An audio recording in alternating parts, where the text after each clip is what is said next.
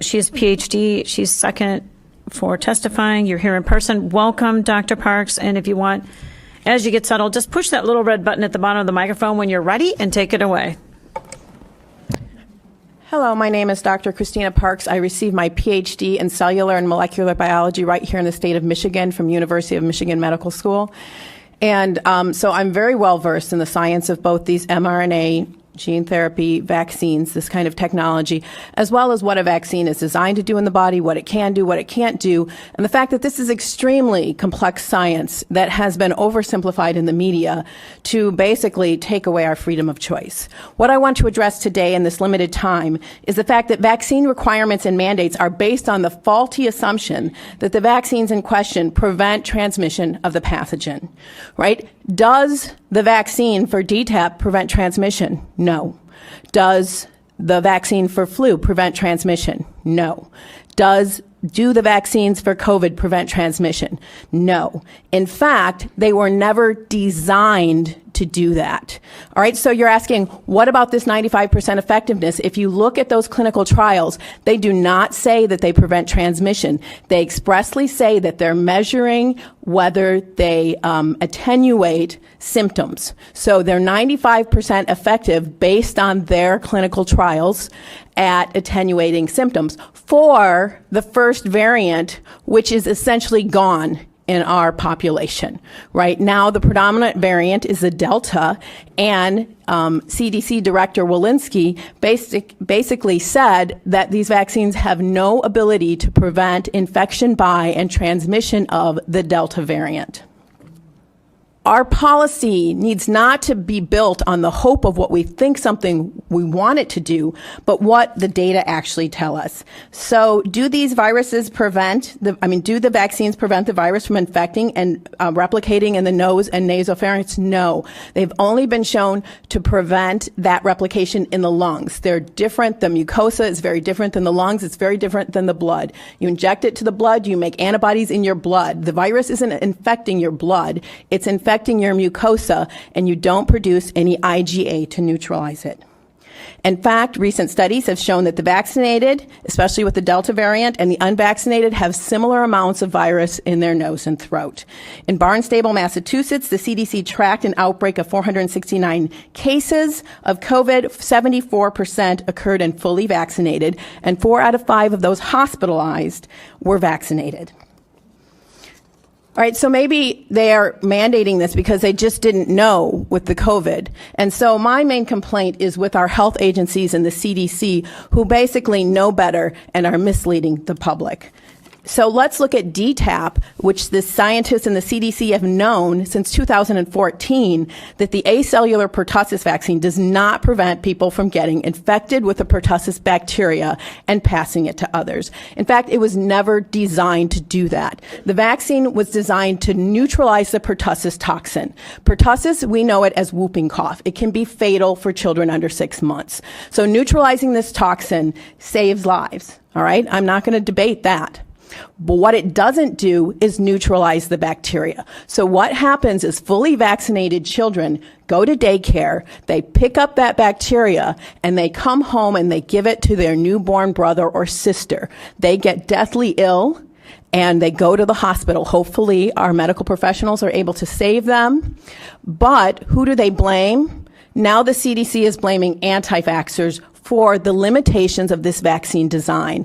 I suggest that they be transparent and tell parents that although it is preventing severe disease in their children, it is not preventing transmission because we have created a whole class of asymptomatic pertussis carriers who are increasing the disease. Now, the old DTP vaccine that many of you who are my age or older got did prevent transmission. When we switched to the safer acellular version, they knew that it was never designed to prevent transmission. It was safer, it had less adverse events, but pertussis cases have gone through the roof. There's a resurgence in pertussis because of the design of the vaccine, and the vaccinologists know this. They're trying to address it, and so we cannot mandate that something that does not prevent transmission.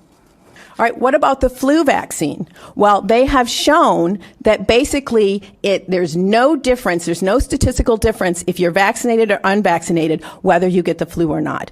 But it's even worse because although that first year it is somewhat effective, it's about 65% effective at preventing symptoms in you, after that, it actually has negative efficacy. And I want to address this because it's very important. Vaccines are made to a specific variant, and when that variant mutates, the vaccine no longer recognizes it. And so it's like you're seeing a completely new virus. And because that's so, you actually get more severe symptoms when you're vaccinated against one variant, and then it mutates, and then your body sees the other variant. So there's the potential, and the science shows that, in fact, with the flu, if you get vaccinated in multiple years, you are more likely to get severe disease, you are more likely to have more viral replication, and you are more likely to be hospitalized, both in adults and in children. We are seeing the same thing in COVID with the Delta variant. And so we are mandating that people get a vaccine that could actually make them more sick when they're exposed to the virus. In fact, this week, a paper came out, and what it showed is that with this Delta variant, when you're vaccinated, your body makes antibodies that are supposed to neutralize the virus, but they were supposed to neutralize the old variant. When they see this new variant, what they're doing is the antibodies are taking the virus and helping it infect the cells. All right, that science was just published this week. We need to be looking at the science, and we need our policy to reflect the science, and we also need it to reflect our rights. Okay. And so, as a PhD who knows the science, I'm in the category of the most vaccine hesitant group. Yes, PhDs are the most vaccine hesitant, followed by people who have less than a high school degree because they know what they don't know and they don't trust their government. And many people, the other group that is very vaccine hesitant are African Americans. 70% of African Americans have not taken this vaccine. Why? Because they don't trust their government. Do they have reason not to trust their government? Well, between the years of 1930 and 1970, the CDC conducted the Tuskegee experiment, where they took untreated males with syphilis and they refused to treat them. Even after antibiotics became available, they still did not treat them, and they did not tell them that they had syphilis. They told those people that they were there to secure their health, and they did not secure their health. They abused them. You say, well, that was in the past, although I don't think 1970 was that long ago. Well, in 2012, whistleblower William Thompson came forward and said, we published a study that said MMR does not cause autism, but we lied.